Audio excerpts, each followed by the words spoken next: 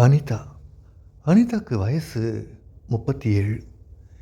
இவ நம்ம வீட்டு பக்கத்தில் இருக்கிற ஒரு ஸ்கூலில் தான் மேக்ஸ் டீச்சராக இருந்தா. இவ தினமும் ஸ்கூலுக்கு போகும்போது நம்ம வீடை தாண்டி தான் போவா. இவ பார்க்குறதுக்கு அவ்வளோ அழகாக இருப்பா.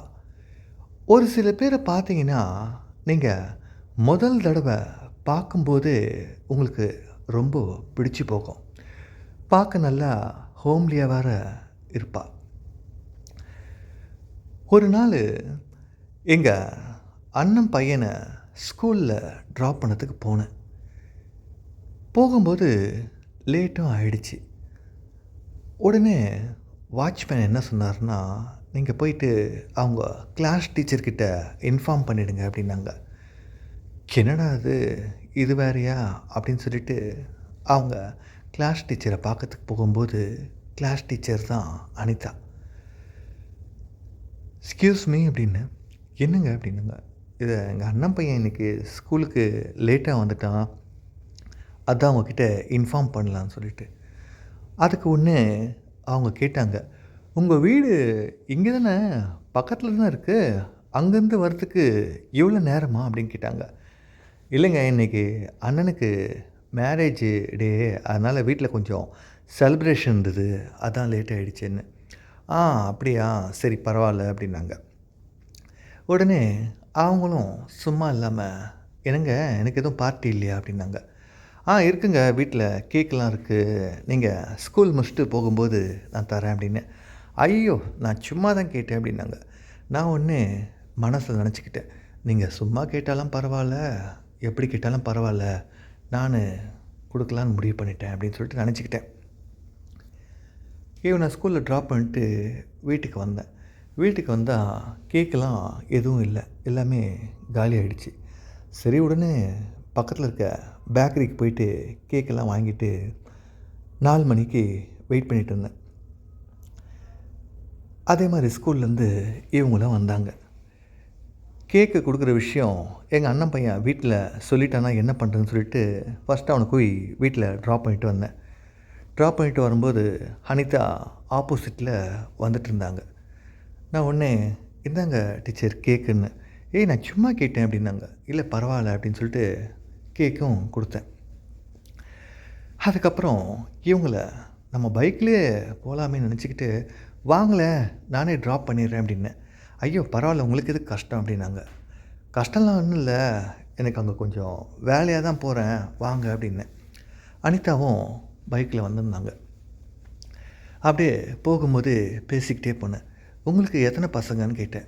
இல்லைங்க, எனக்கு இன்னும் பசங்களாம் இல்லை அப்படின்னாங்க. ஏங்க அப்படின்னேன்.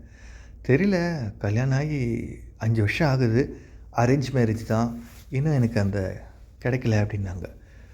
உடனே நான் கேட்டேன், உங்கள் ஹஸ்பண்டு என்ன பண்ணுறாருன்னு. அவர் இங்கே தான் லெதர் கம்பெனியில் ஒர்க் பண்ணுறாருன்னாங்க. எங்கள் ஹாஸ்பிட்டலுக்கு எல்லாம் போய் ட்ரீட்மெண்ட்லாம் பார்க்கலையான்னு கேட்டேன். ட்ரீட்மெண்ட்லாம் பார்த்தோம், டாக்டரு எனக்கு எதுவும் ஹெல்த் இஷ்யூ இல்லை, அவருக்கு தான் அப்படின்னு சொல்லிட்டு சொன்னாங்க. அப்போது அவர் ட்ரீட்மெண்ட் எடுக்கிறாரான்னு கேட்டேன். இல்லைங்க, அவர் எது சொன்னாலும் கோவப்படுறாரு, நானும் ஆரம்பத்தில் சொல்லிகிட்டு இருந்தேன், இப்போல்லாம் எதுவும் சொல்கிறதில்ல அப்படின்னாங்க. நான் ஒன்றே சொன்னேன், நீங்கள் பார்க்க இவ்வளோ அழகாக இருக்கீங்களே, அவளுக்கு அழகை ரசிக்க தெரியல.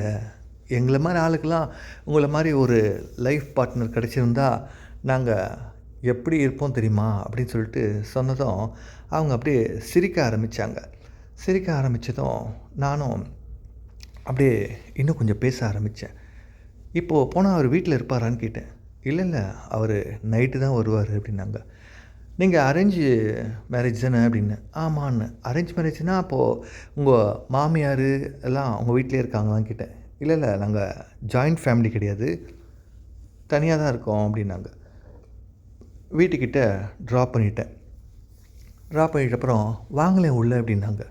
எனக்கு உள்ளே போகணுன்னு ஆசை தான், ஆனால் இருந்தாலும் இல்லை பரவாயில்லைங்க அப்படின்னு. வாங்க அப்படின்னாங்க. வீட்டுக்குள்ளே போனதும் நல்லா வீட்டில் நல்லா பெர்ஃப்யூம் வாசனை, அந்த சாம்பிராணி வாசனைலாம் இருந்தது. என்னங்க வீடு இவ்வளோ மங்களகரமாக இருக்குதுன்னு. ஆமாங்க, நான் டெய்லி சாமிக்கு பூஜைலாம் பண்ணுவேன் அப்படின்னாங்க. அப்படியே பார்த்துட்டு, "காஃபி ஏதாவது குடிக்கிறீங்களான்னு?" கேட்டாங்க. "இல்ல பரவாயில்லங்கன்னேன்.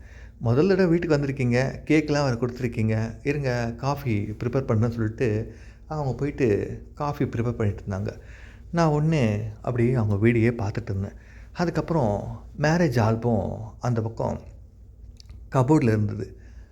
அந்த கபோர்ட்லேருந்து மேரேஜ் ஆல்பம்லாம் எடுத்து பார்க்கும்போது, அனிதாவ நல்லாவே அந்த ஃபோட்டோஸில பார்த்துட்டு இருந்தேன்.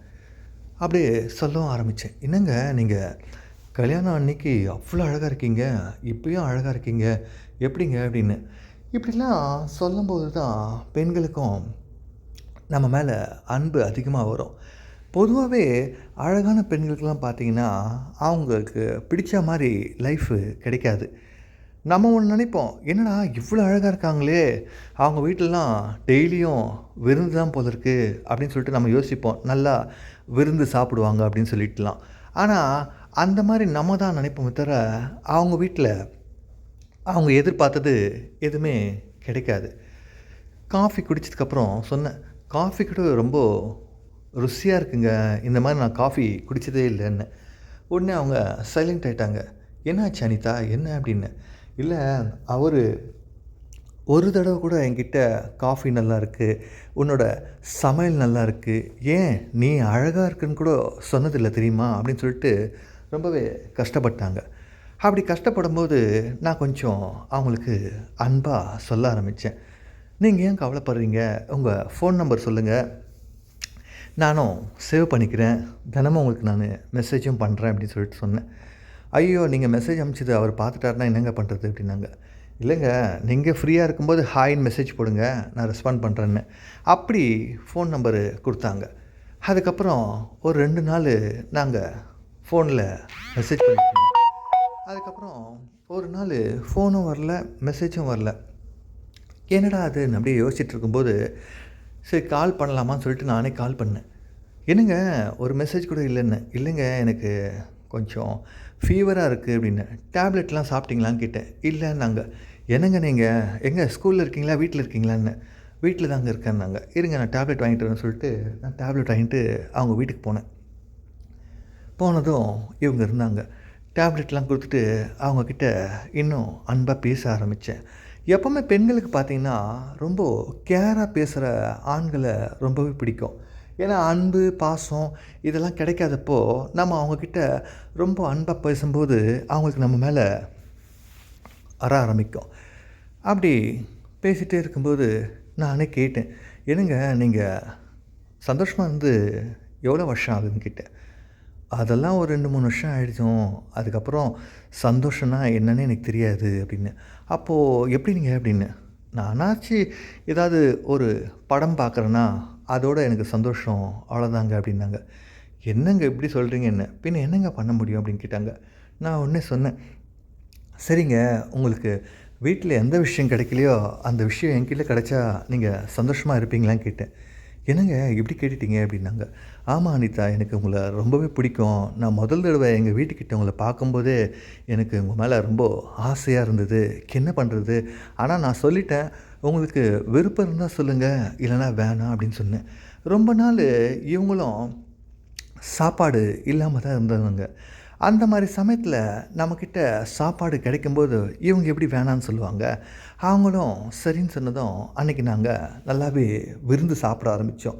விருந்து சாப்பிடும்போது இவங்க கேட்டாங்க, "உங்களுக்கு பணியாரம்லாம் ரொம்ப பிடிக்குமான்னு?" கேட்டாங்க. "ஆமாங்க, எனக்கு பணியாரம்லாம் ரொம்ப பிடிக்கும்னேன்." "அப்புறம் என்ன தயங்குறீங்க? சாப்பிட ஆரம்பிங்கன்னாங்க." நானும் சாப்பிட ஆரம்பிச்சேன். அதுக்கப்புறம் ஒரு 1/2 மணி நேரம் அவங்க வீட்டிலேயே தான் இருந்தேன். அதுக்கப்புறமா நான் சொன்னேன், "இந்த நாள் எனக்கு மறக்கவே முடியாதுன்னு" கேட்டேன்.